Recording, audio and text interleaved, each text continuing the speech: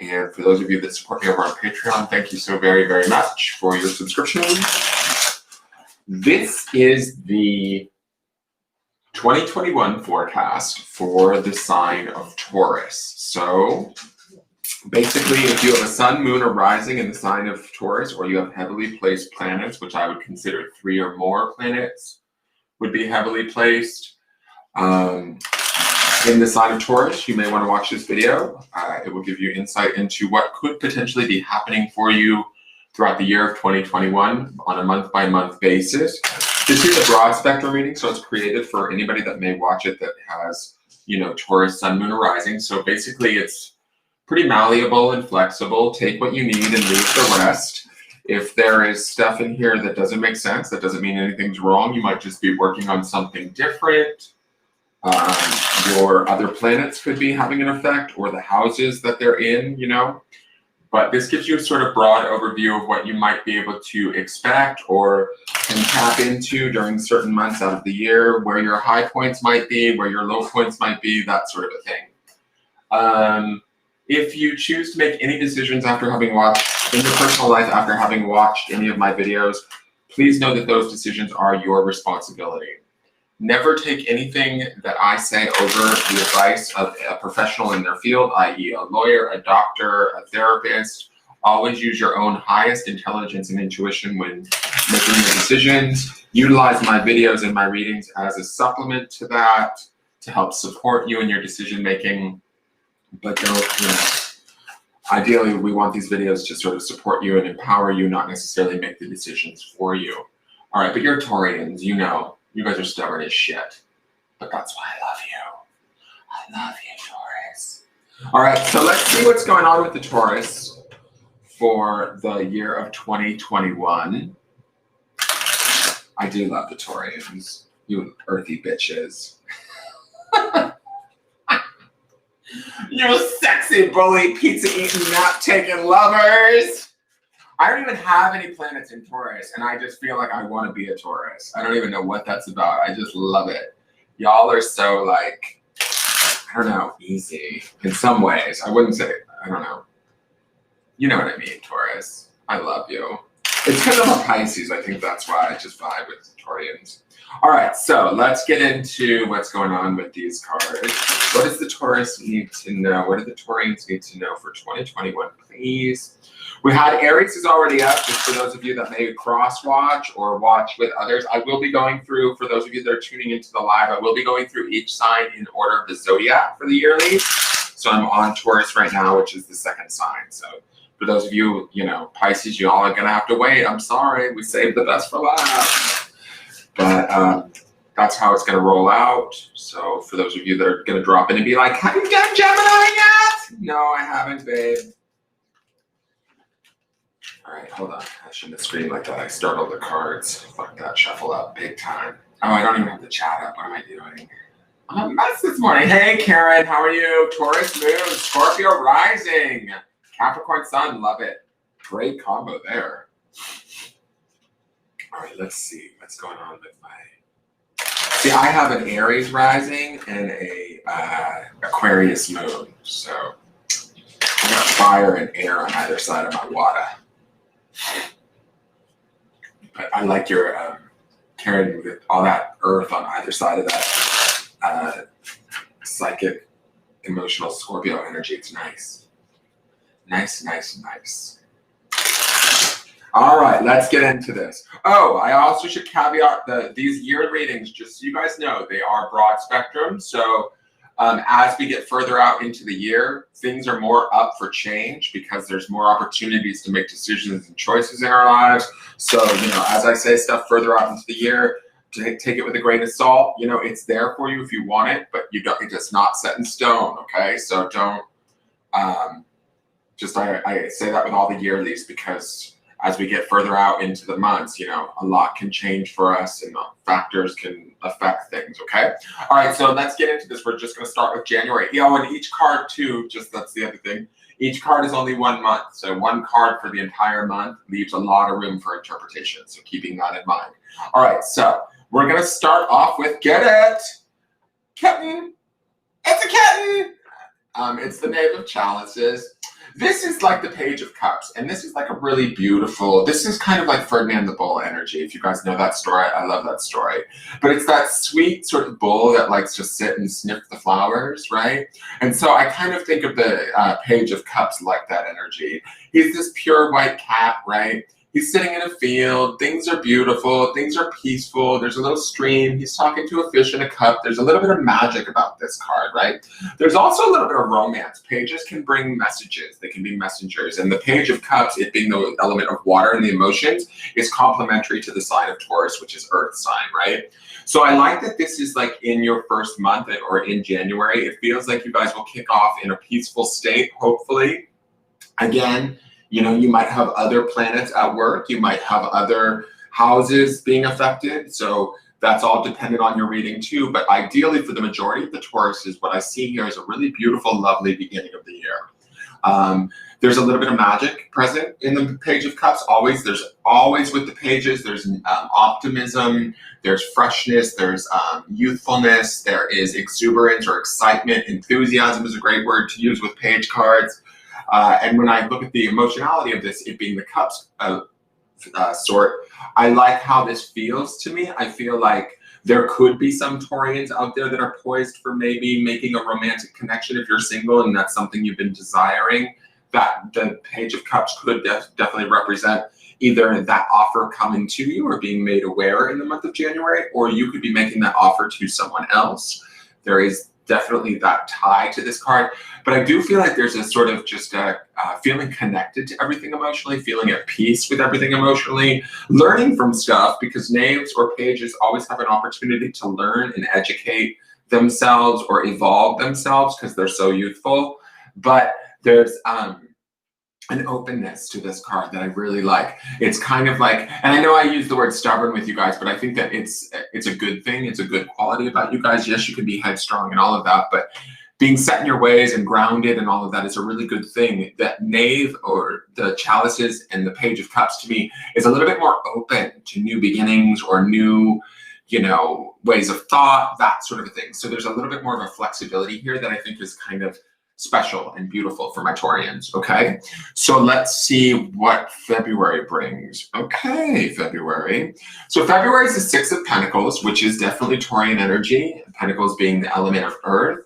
Six of Pentacles to me is about having, you know, enough that you can kind of share or be charitable, give to others. And I kind of feel like this dovetails nicely off of the Knave of Chalices or the Page of Cups. It feels like we are maybe in the first 2 months a little bit outwardly focused, right? In a demonstration of sort of love, harmony, that sort of a thing. That's the vibe that I get from both of these cards. They sort of feel in line with one another. When we look at the Six of Pentacles, there's all of these cats gathered together, right? So there might be an opportunity in February for you to get together with those that you love and sort of expand on that or enjoy their company. You might find yourself helping others that you care about. They may be helping you in some way, but I also feel like the benefit of that Page of Cups at the beginning of the year sort of helps you to sort of be more available or appreciate the availability that others give you in the month of February. Again, total contentment is the feeling that I'm getting from both of these cards in the first 2 months of the year. Excuse me, I'm gonna burp, guys. So sorry. Sorry. Excuse me. So I do feel total contentment. I do feel like there's still that peace. You might be able to let more people in February, in the sense that there seems to be a little bit more activity, things ramping up. There's definitely a focus of balance and security in February that I feel like is nice. It's not like we're totally overly abundant or like rolling in dough or anything like that or stressed out. It feels like we have just enough that we not only have enough for ourselves, but we can even share it with others, or others will be sharing with us. You know, if there's a Taurian out there that's kind of maybe at a lack for a little bit, I don't feel like you feel like you're at an emotional lack. And because of that, whatever you're giving to others, I feel like they will be repaying you back in February through kind gestures or support if you need it. And if not, then you're giving that support and kind gestures to others, right? And bringing that sort of grounded sensibility, that beautiful Taurian nature to others in their experience or whatever. Okay, so there's an opportunity in February to sort of shine too in that way. All right, let's look at March. Get at March, okay. So March is the Two of Swords, air energy, not Taurus's favorite energy and favorite place to be, really mental, probably overthinking things. There's a little bit of trust involved here, and there's definitely a decision to be made. The Two of Swords always indicates sort of like some sort of semblance of not being clear on something, maybe needing to make an important decision or a choice between two things and not feeling like you have all of the information. Sometimes the Two of Swords can indicate that we need to wait until we have all of the information before we can make a decision. What I do find interesting, and I'm just going to show this because it looks like a weird pattern that is calling out visually to me, is do you see the peaceful, calm nature of this sort of a pond that's here in front of this cat? Well, then this cat is on this balance beam between the two swords above another lake, which I feel like is similar to this lake. And the reason why I point that out is if, and this might be only specific to very few of you, I don't know, but if some of you are exploring some sort of love offer or creating some sort of love offer and open to the magic that the Page of Cups can kind of bring in that love department, and say in February you're really experiencing that at a visceral sort of material, physical level, enjoying those around you, feeling beneficial, feeling maybe like the oogly googlies of love and all of that. And so you find yourself surrounded by those that you love, including maybe a significant other. I kind of get this funny feeling that this pond is making me think, by March, are we regretting our decisions or questioning our decisions around said offer that either we've made or that we've received and accepted throughout February? Because he feels like he's trying to make a decision or stay sure-footed in a situation that doesn't necessarily feel like it's giving him all of the answers. So this could be a romantic thing. This could be a work-related thing. Whatever this is for you, Taurus, be aware that if you're feeling slightly confused or unsure, in March, that's totally acceptable. I would say that moon is saying trust your intuition. Emotionally, this water could also represent trusting the emotions, and what's going on intuitively so that we can better gain the knowledge or the awareness that we need so that we can make that clear, concise decision. Whether or not that decision will be made in March, I'm not sure. I kind of get a feeling it may not. It might take all month for you to wrestle with it, but let's see what's going on in April and see if we get some clarity there. We sure do, and it looks like my Taurians have gone back to their old ways of napping and eating pizza by themselves, goddammit, because it's our way or the highway, you sexy beast. So with the Nine of Cups, the Nine of Cups is a great card. It is always a card of sort of personal abundance and achievement. Like, look at that big fat cat. We've got this wonderful cat that was feeling peaceful here. He's gained a little bit of weight over the last 2 months. Maybe he's been in a relationship and fed really well. But whatever it was, it kind of feels like this decision, if it was around a romantic partnership, we've decided to maybe go it alone or possibly look at what we have versus what we don't. And so that might only be specific to some of you, but the Nine of Cups to me is about kind of personal completions. Nines, I think about like when we come to that sort of emotional understanding and we feel complete and whole and we know what we want. For some of you, that might mean staying where you are and doing what you're doing in said relationship or said like possible romantic adventure. But I kind of get a feeling that this is about putting the focus back on ourselves, whatever that might be that we need emotionally, okay? So, and this doesn't have to just be romantic. This could be about, like, say, work, you know? Maybe through the month of March, we're a little bit stressed out and we don't know like how to handle a coworker or a boss that's giving us trouble. And we're trying to figure out what's the most diplomatic or appropriate way to do it.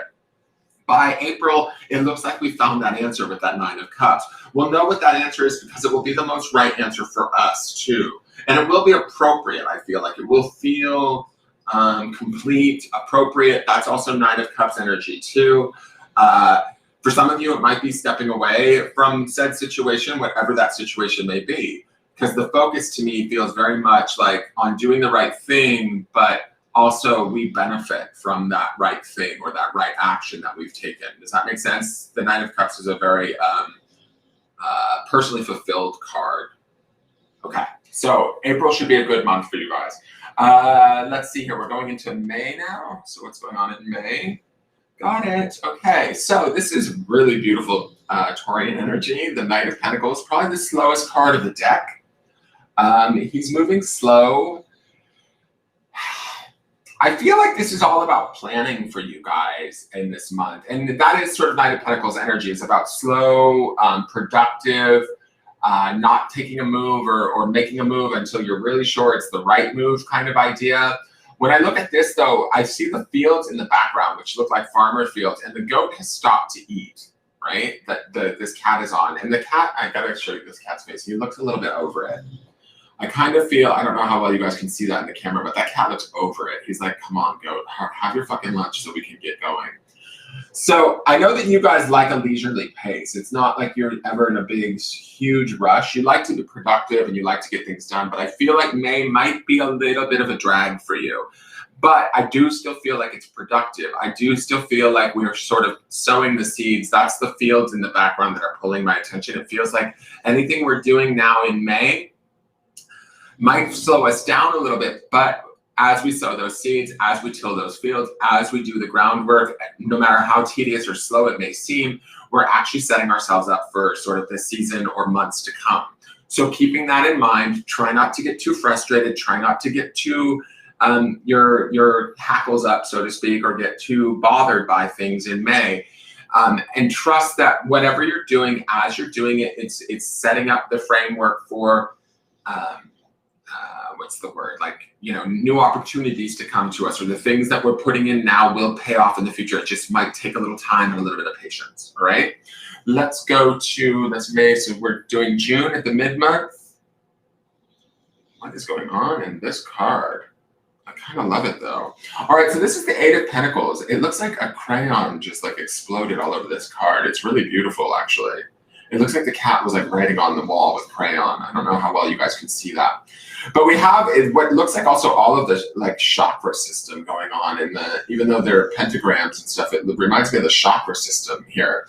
Eights are always about balance, or bringing things back into the balance of after this, the choice that to me sevens represent. Again, we're at Pentacles energy, and I find it interesting that in the second month and then the 6th month, we have Pentacles energy kind of lining up there. Definitely a home energy. To me, the Eight of Pentacles is always about fine details, but we're talking about moving forward maybe at a quicker pace than what we see in that Knight of Pentacles, right? Where we start to actually produce some of the results that we want by doing, like, you know, dotting our I's and crossing our T's, you know, taking the steps and seeing the work that only we as Taurians can bring to whatever it is that we're doing.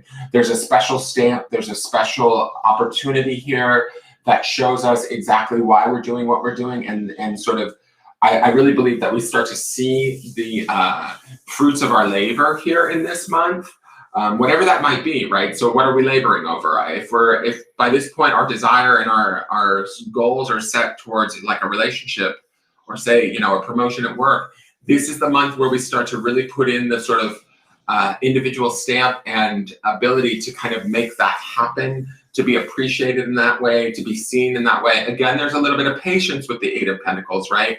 There's a little bit of, you know, Pentacles is not like the fastest of energy, but it is your natural earth-based energy. So it will feel comfortable, and it will certainly feel a little bit more productive than the month previous with that Knight of Pentacles.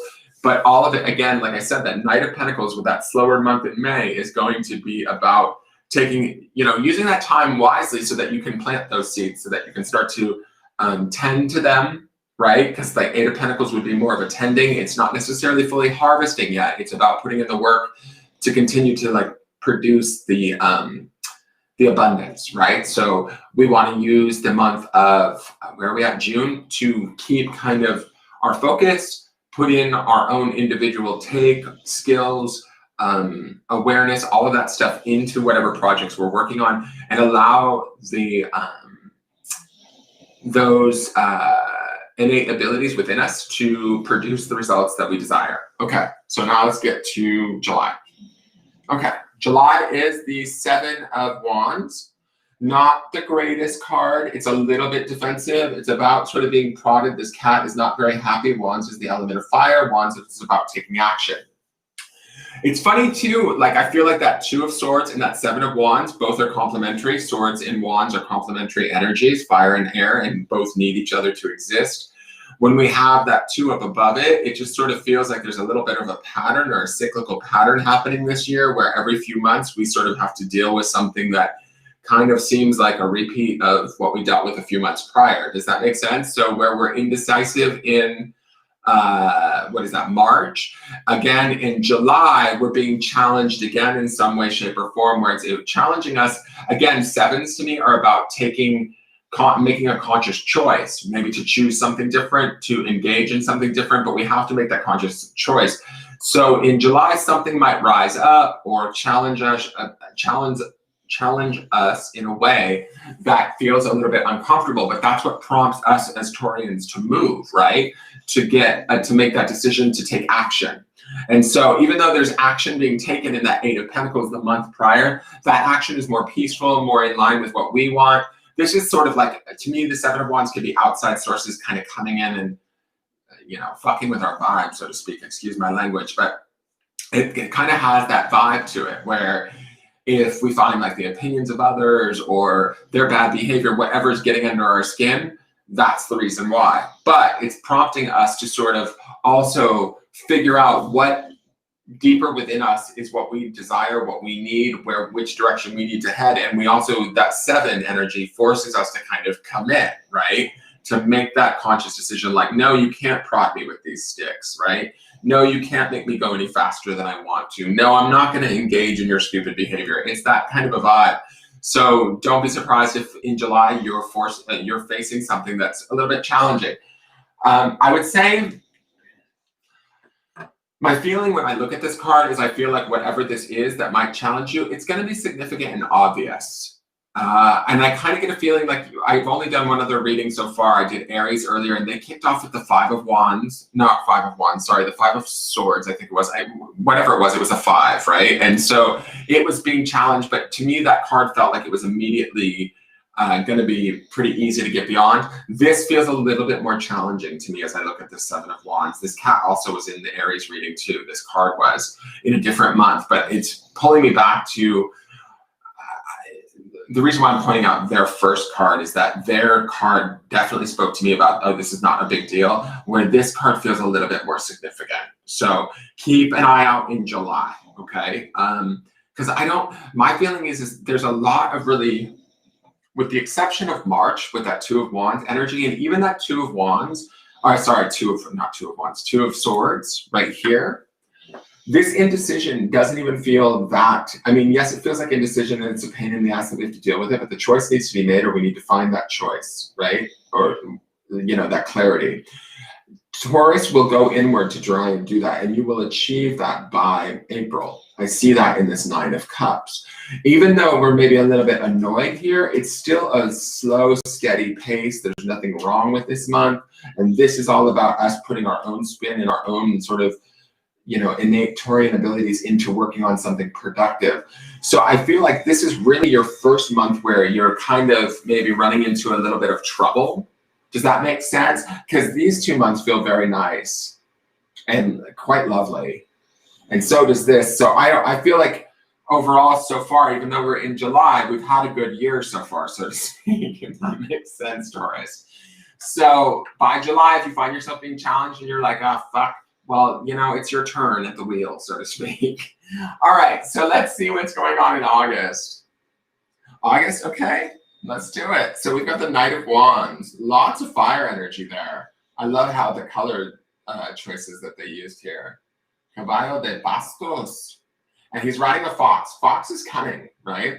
And it's interesting to me because we have this 7 of Wands where we're being challenged, and then we have this Knight of Wands who looks like the exact same orange cat jumping on the back of this fox and riding back to like sort of rectify the situation, to fix the situation, to take action with the situation, right? The Knight of Wands can, as far as signs go, it's anybody of the fire sign nature. There could be a significant Sagittarian, Leo, or Aries that shows up in our life around this time or comes in to assist us with whatever sort of challenges we might be facing.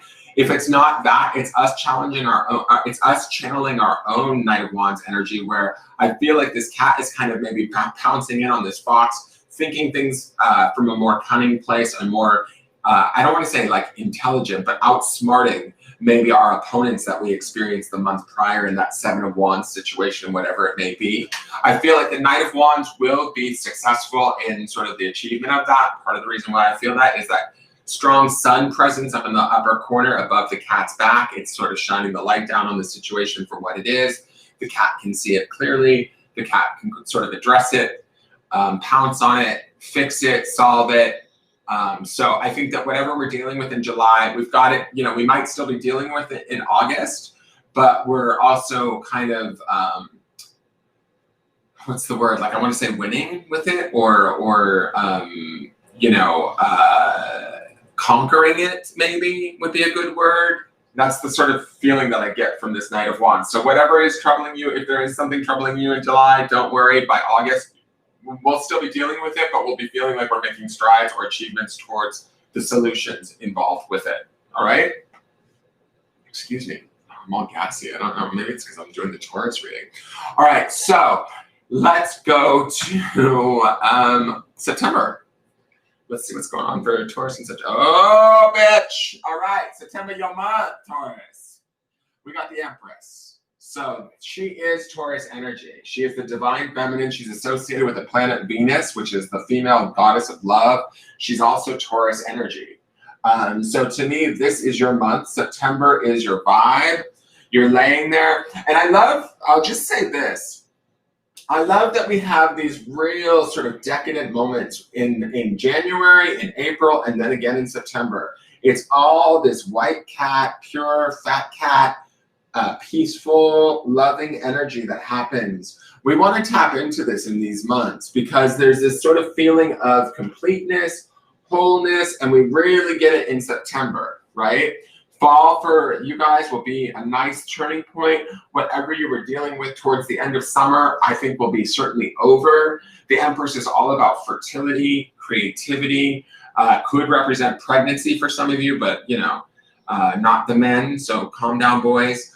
But, I mean, unless you want to give me a call, I could try. So the, I can't believe I just said that. Okay. So the Empress to me, she's also about connection to nature. She's going to provide you with whatever it is that you need. She's going to educate you. She's going to nourish you. She's going to love you like the divine feminine. This is about feeling your worth, sowing your oats, feeling like kind of whole, complete, desirable even. There's really a beauty here. Also, I love this Empress too because she has these two little kittens in the foreground playing in front of her, or three actually. There's actually 3 kittens there. So it's like the fruits of her labor. She can kind of see them and understand what she's done, or you know, the work that she's put in and why she's putting in that work, right, for the sort of her future generation. So for me, the way I would attribute that sort of symbology to Taurus's reading is that everything that you guys have done up until this point, you kind of understand why, and you're starting to see the opportunities or the efforts that have been put in, the work that you've done, all of that sort of stuff is starting to actually bear fruit and show you what you need, or you know, why you're doing what you're doing. Does that make sense? All right, so the next card is October. And this is, oh God, all right, Queen of Wands. Lots of feminine energy coming in the fall for you guys, really productive feminine energy. Wands is about taking action. Wands is also about sort of, you know, I love all the sunflowers. Again, we're talking about a connection to nature. We're talking about nourishment. We're talking about abundance here. The Queen of Wands to me is always about sort of getting things done the way she wants them, even if she has to sort of bend the rules a little bit to get it done, right? So she, again, has her little black cat in front of her. She's rearing her own young. She's showing them the way. So we're still sort of learning through taking next right action, being sort of decisive, listening to our spirit, listening to our higher self. We definitely hear that higher self in that Empress card the month before. We're still hearing it in October. I like that it's the Wands card too for October, in the sense that, you know how October is kind of Halloween season. We've got that black and orange color. Wands to me kind of ties into that. So I feel like that's still really aligned into the fall season, if that makes sense. I don't know why, but that's where my mental sort of mind is, or my third eye is kind of taking me, is to that idea of Queen of Wands would be very at home in those fall colors, and she kind of wants to be here and still be creative, still be producing, still be sort of taking action, but from a deeper, more spiritual. Between this Empress and this Queen of Wands, I feel like they're both kind of coming from a deep place within Taurus. And they both have these kittens in front of them. They both have these sort of ideas, these desires, these goals that they want to nurture and bring about. And both of them feel very in line with the timing being right, is the feeling that I'm getting. And so hopefully, those of you that don't get too sidetracked back in July by that Seven of Wands and you tie it up by August, September, October could be a very, for lack of a better term, fertile month for you, or fertile period for you guys to set about creating what it is that you truly, really want and desire.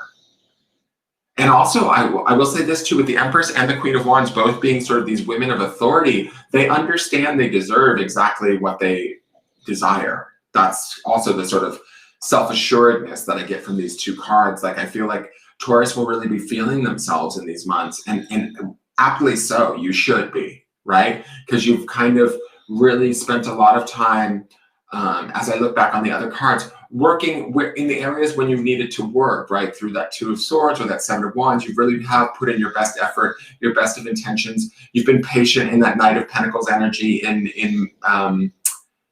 June. You know, you've kind of put in the time, the energy, and the effort. And you've also appreciated yourself in July and that Eight of Pentacles energy too. You've started to see yourself a little bit more clearly in that and understand exactly what you bring to the table. And you're willing to defend that in July and August. And then in September, October, you're really willing to sort of sit in it and take ownership of it and appreciate it personally from within yourself. I hope that makes sense. So the next card is November. Let's see what's going on in November.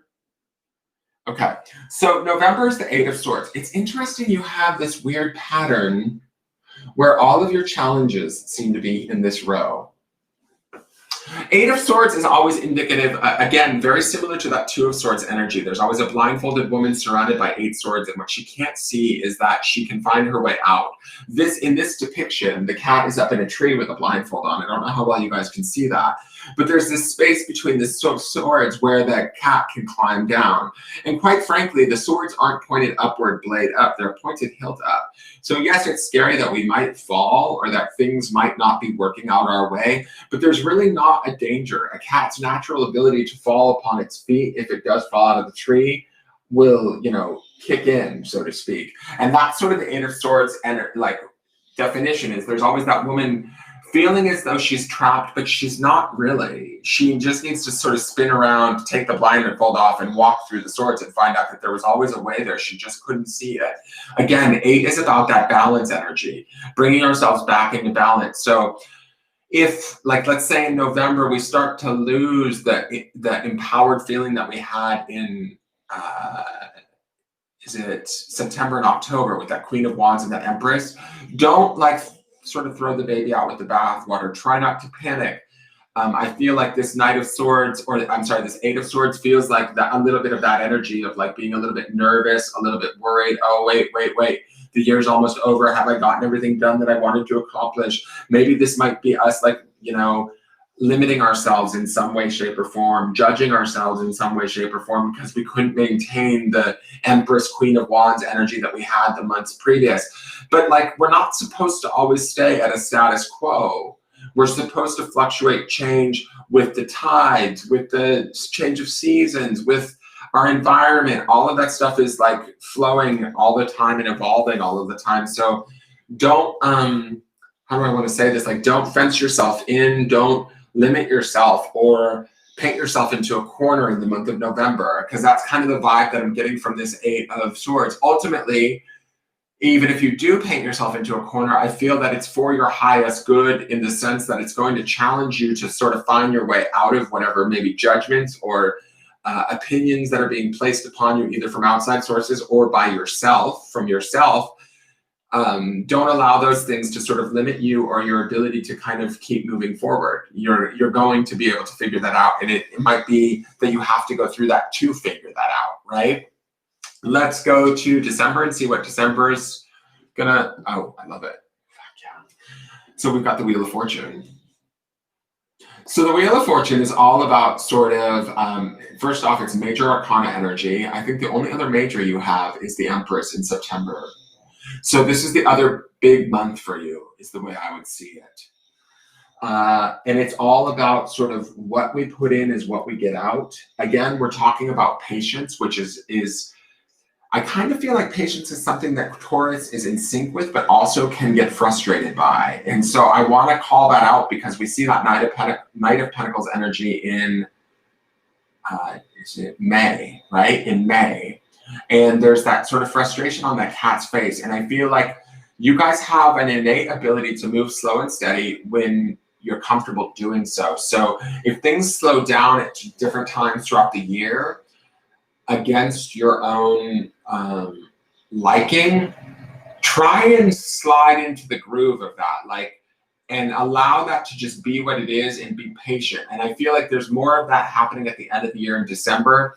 December is about, the wheel is about sort of whatever we focus on and we put into the wheel is kind of what we're going to get back out. And so when I look at this overall as a year, I really see only sort of indecision and challenge in 3 months out of the year. The rest would be you're challenged by your own patience kind of thing in this month here. The rest to me looks actually really well-rounded. Some months look really great and abundant and fruitful and we're feeling ourselves. Other months we're even like sort of rallying and jumping to our own rescue in a way. But we're defending ourselves, right? And that's kind of the feeling that I get, and doing it for like right reasons, right? Doing it for strong purpose. So I feel like the majority of what we've put in this year, this wheel at the end of the year tells me keep kind of staying in that right-minded thinking, that optimism, that ability to kind of navigate even through difficult situations. You will be able to continue this into 2021 is kind of the feeling that I'm getting from the wheel being at the end of the year, is that it's saying to me, everything that you've done, everything that you've worked for, everything that you've put in this coming year is going to potentially continue on and hopefully bear fruit in 2022. So, and with the Wheel of Fortune, it's always kind of like it can be a very big payoff. It's not, I mean, if it was like a smaller payoff, it would be more like 10 of Cups, 10 of Pentacles to me. The wheel is like, we'll give you what you want as long as you believe you deserve it. And so and it also has this aspect of spirit to it, right? Where it's sort of like the universe is meeting our call in a way. And so I think that, when did we first start to call? We first start to call in April, I feel like.